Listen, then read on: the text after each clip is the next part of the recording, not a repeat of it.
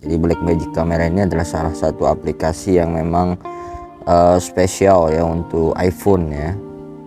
Jadi salah satu fungsinya adalah bagaimana menjadikan kamera kita itu menjadi kamera yang kamera iPhone kita itu bisa kita jadikan seperti kamera profesional ya.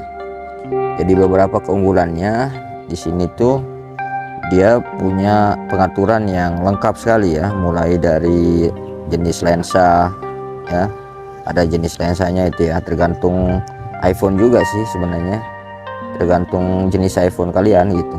Jadi kayak gini, ada yang lensa lebar, ada yang lensa biasa. Kemudian FPS nya juga bisa kalian rubah di sini, FPS berapa FPS kita mau pakai, jadi bisa dirubah-rubah juga di sini ya. Kemudian juga di sini ada shutter speed juga, shutter speed. Nah, ini mirip kalau di Android itu seperti aplikasi open kamera ya, mirip, tapi ini lebih canggih. Kalau open kamera itu kan masih kadang-kadang mengurangi ya kualitasnya ya. Kemudian juga ada bukaan lensanya ya, ada f1, f1.6, f sampai f berapa itu ya. Nah untuk ini shutter speednya ya, shutter speed.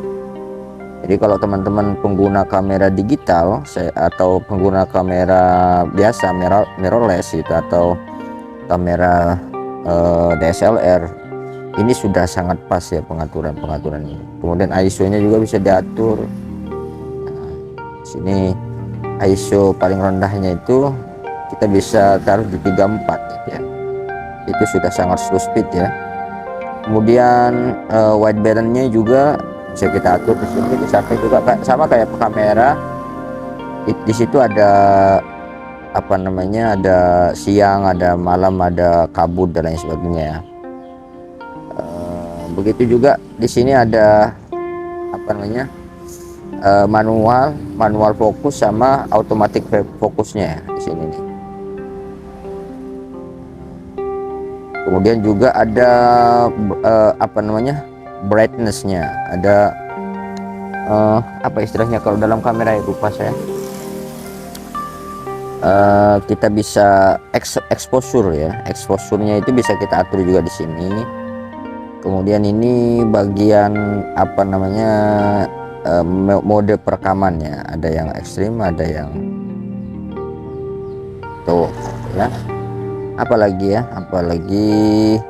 oh ya, jadi yang menarik juga ketika kita menggunakan Blackmagic ini, kita bisa taruh klik di pengaturan ini. Di sini ada banyak pengaturan yang bisa kita lakukan ya. Kita mulai coba dari atas ya, di kodeknya. Nah di kodek ini bisa kita pakai 4K.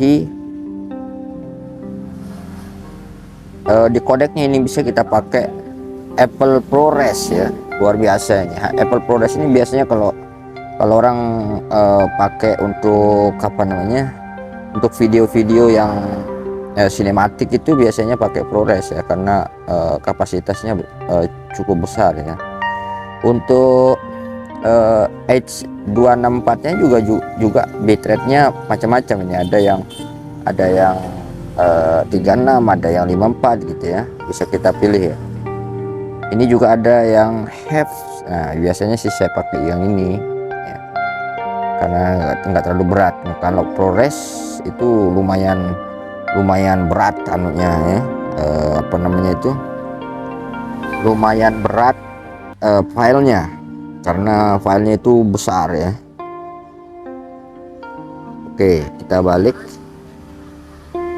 Nah kemudian di resolutionnya juga bisa kita atur di sini, bisa HD sampai 4K gitu ya, ada 720 juga. Kemudian color space-nya juga bisa diatur ya, luar biasa nih. Time lapse recordingnya juga bisa kita atur di situ. Apalagi di sini ada malah saya nggak paham ya, banyak sekali menunya ini ya. Flip image, for SLR lens. Nah, ini juga bisa dipakai lensa luar ya. Artinya bisa kita pakai kalau kita punya lensa luar itu bisa kita pakai. Nah, terus mana lagi? Mirror phone facing camera itu ya. Kemudian iPhone mikrofon ya. Jadi ini bisa juga kita pakai source mikrofonnya ini bisa kita pakai dua, bisa kita pakai internal, bisa kita pakai yang apa namanya source mikrofonnya langsung gitu. Kemudian di sini juga ada iPhone mikrofon ada yang bawah ada yang atas ya, depan, karena mikrofonnya iPhone itu kan ada di sini ya, di sini satu sama di mana satu di depan sini ya kayaknya. Oh ini. Nah, kemudian records audio stereo audio metering ya, biar bisa kita lihat. Kemudian focus essence assist ya, ini juga mantap ini, jadi bisa kita lihat ya fokus kameranya itu di mana gitu. Terus kemudian apa lagi nih, guideline ya, guideline ini apa namanya garis pinggirnya kalau kita ini loh, maksudnya garis lines ini yang kotak 4 ini loh. Nah, ini bisa kita aktifkan juga. Terus apa lagi ya, banyak sekali ya. Ini untuk monitor, jadi ada untuk monitor, ada untuk mengatur monitornya maksudnya ya. Yang paling menarik di sini teman-teman, di sini ada juga LUTs ya. Jadi bisa kita pasangin LUT sama kayak kamera digital biasa atau kamera DSLR, bisa kita import LUT-nya. Jadi kalau kalian punya LUT di kamera itu bisa langsung diaplikasikan di sini. Jadi apa namanya, kalau ada LUT favoritmu yang apa namanya itu ya, yang sudah disimpan, bisa langsung di copy ke sini, nanti tinggal masukkan ya, tinggal kita aktifkan saja di sini di LUT-nya ini. Mana tadi LUT selection ya. Nah ini tinggal kita import export ya. Nah kalau kita mau ekspor juga bisa kan, kita bisa bikin LUT pakai ini, pakai handphone ini bisa juga. Kemudian use Bluetooth ya, kalau kita mau kontrol kamera ini dari jauh. Nah di sini ini juga salah satu keunggulannya ya, remote kamera kontrol ini ya. Jadi kalau kalian punya iPhone 2 atau produk iPhone yang lain, contoh misalnya kalian punya iPad dengan iPhone, nah bisa kalian jadikan satu iPhone kita itu menjadi kontrol ya.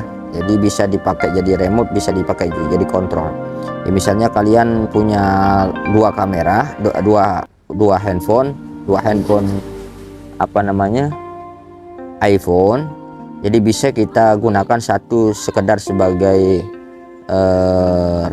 remote-nya saja. Jadi bisa ini kameranya ditaruh di depan untuk rekaman, kemudian remote-nya bisa kita pegang ya. Jadi itu menarik juga nih. Ini salah satu aplikasi yang menurut saya lengkap sekali ya, itu teman-teman ya. Jadi saya kira itu. Nah kemudian ada yang luar biasa juga di sini, ada sistem apa namanya itu, sistem cloud ya, Blackmagic Cloud. Nah Blackmagic Cloud ini kita bisa langsung login dengan menggunakan apa namanya Gmail gitu ya, atau kalau belum maka kita sign up ya. Nah nanti filenya itu akan tersimpan kalau kita ngerekam. Misalnya saya ngerekam ya,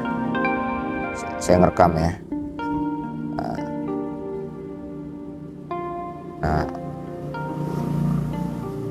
kalau saya ngerekam itu nanti akan tersimpannya itu di cloud ya, dia akan tersimpan di cloud. Nah dimana kita bisa lihat di sini nih, ada medianya. Nah di sini dia akan tersimpan di sini tuh. Jadi modelnya dia akan tersimpan di cloud seperti ini. Jadi kita bisa apply. Nah, selama kita belum apa namanya, nah nih, selama kita kalau kita mau simpan langsung di apa namanya, di memori HP kita, cukup dengan klik di sini ya. Nih, kayak download ini. Nah, kemudian di sini ada save video. Mana kita mau simpan kemana? Kalau save video berarti ke itu galeri ya. Kalau simpan video berarti kita ke file. Coba kita simpan ke galeri aja. Nah, kita bisa lihat terus ke sini. Nah, ini dia nih. Nah, udah tersimpan. Kalau nggak disimpan ke galeri ya, maka dia akan tetap di Blackmagic Cloud ini. Karena dia punya Blackmagic ini punya cloud sendiri ya. Jadi kalau kita mau simpan di sini juga saja gitu boleh. Ini sama kayak apa ya, kayak GoPro ya, sama kayak GoPro juga kan punya memori sendiri ya. Oke sahabat-sahabat, mungkin hanya itu ya tutorial kita. Cuman sayangnya Blackmagic ini sahabat-sahabat tidak bisa diinstal di Android. Nah, itu yang sangat disayangkan ya. Kenapa nggak bisa? Ini hanya dipakai di iPhone ya. Paling tidak iPhone yang kalian pakai itu iPhone 12 ya. iPhone 12 itu sudah bisa. Saya belum pernah coba kalau di iPhone 11 ya. Kalau ini iPhone 13. Kalau udah apa namanya, iPhone 12 bisa, saya kira iPhone yang lain bisa ya.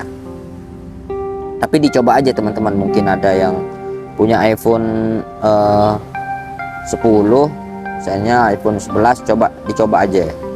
Siapa tahu bisa ya. Tinggal kalian. Tapi kalau kalian nggak dapat update, saya kira kalau nggak salah apa sih persyaratannya, lupa saya. Kalau nggak salah itu ya, update ininya, ini yang menentukan ya, iOS-nya ini. Kalau bisa diupdate ke iOS, kalau bisa diupdate ke iOS 16, saya kira bisa ya. 16 apa 17 ya. Nah, ini kan yang terbaru nih, yang 18.4 ini. Kalau bisa diupdate ya. Tapi kayaknya kalau yang iPhone 10 misalnya iPhone X itu sudah nggak dapat update ya. Sama iPhone 11 juga sudah nggak dapat update. Kayaknya di iPhone 12 itu masih dapat ya. Oke sahabat-sahabat, mudah-mudahan bermanfaat. Assalamualaikum warahmatullahi wabarakatuh.